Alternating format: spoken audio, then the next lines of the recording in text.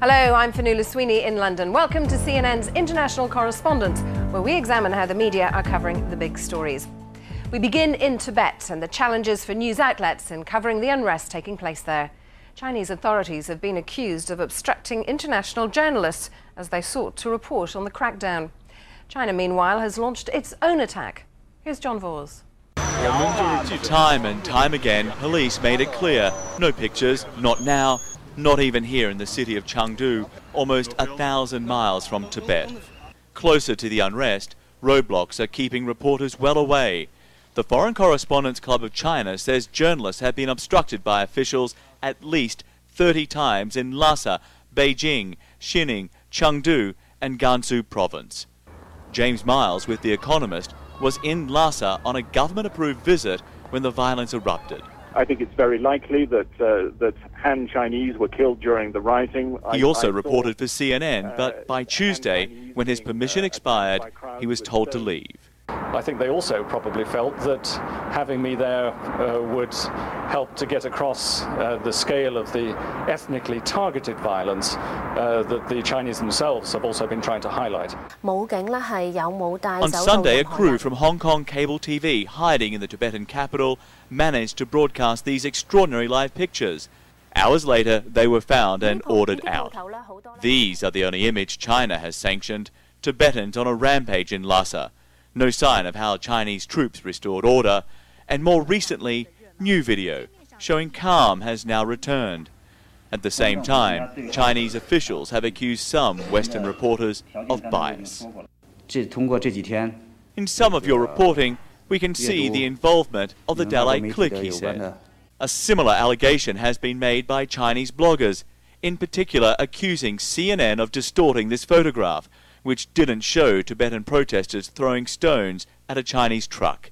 The photo was cropped because technically it's impossible to include the crashed car on the left and the protesters on the right, but the picture was labelled Tibetans throw stones at army vehicle, and it's just one of many photographs which have shown Tibetans attacking ethnic Chinese, damaging Chinese-owned businesses. John Vors reporting there. He joins me now via broadband from Chengdu in China, and also with us Karma Dorji, the Deputy Director of Tibetan Language Services with Radio Free Asia. He is in Washington. John, I mean, just how dangerous for you is it trying to get information there? Well, to be perfectly honest, it's not exactly dangerous. It's just downright difficult right now. You know, this is a country which has hundreds of thousands of security forces which have been deployed. And when you think about the infrastructure of China, the road system is not great. Essentially, there's one road in, one road out to these towns. It just takes one roadblock to simply stop journalists from getting in. And so they've been able to control the population here for almost 60 years. So the payoff is that, for the Chinese authorities at least, is that when journalists like us try to get into these places, which are across extremely long distances, it's next to impossible. There has been some harassment. I must say that my experience so far has been that the police have been firm. They haven't been rough in any way, but they've certainly made you understand that they are in charge, that there is no argument here. There will be no discussion in any of this, and they'll just turn you around and they will tell you what to do. I've heard of people being tailed by police for hundreds of kilometres, others who have been detained for a number of hours, but my personal experience so far has been essentially told that this is the end of the line. You must turn back and go back the same way that you came. Karma Dorji with Radio Free Asia in Washington. You almost have exactly the opposite problem. You're trying to get news into the region. So how do you go about first getting the information out of the region so that you can then get it in? How do you know that how many listeners you have, for example? We have, it's a little different situation from other news organizations. In our case, we have been doing programs, and we have been in contact with our sources and with the audience inside Tibet for a very long time. We have managed to build a kind of a relation or kind of a connection with the audience in the past about 10 years, and we have been reporting, and our listeners and the audience inside Tibet, so they knew exactly how to reach us. So they are reaching us in different ways, and sometimes, of course, directly. We have some programs, the calling programs, so people call directly, and then they give us some clue, and then of course we call back, and And similarly, we have reporters all over the world, and particularly in India, and we have in Australia. And so these reporters also, they try to reach inside Tibet, and so we get information from a variety of sources from inside Tibet, entirely because we have managed to build a credibility with the audience inside Tibet. John Vos, in China, there are certain parallels with what took place in Burma. How do you see the situation unfolding over the next few days and weeks? Well, there are a lot of similarities here. We've seen the monks on the streets, we've seen them being joined by lay Tibetans as well, and the information has been coming out much the same way through groups like the Free Tibet and the Tibet Group Center for Human Rights and Democracy. There is a big difference here, though, is that Myanmar was a very much closed-off society. Myanmar doesn't really care what the rest of the world thinks. China does.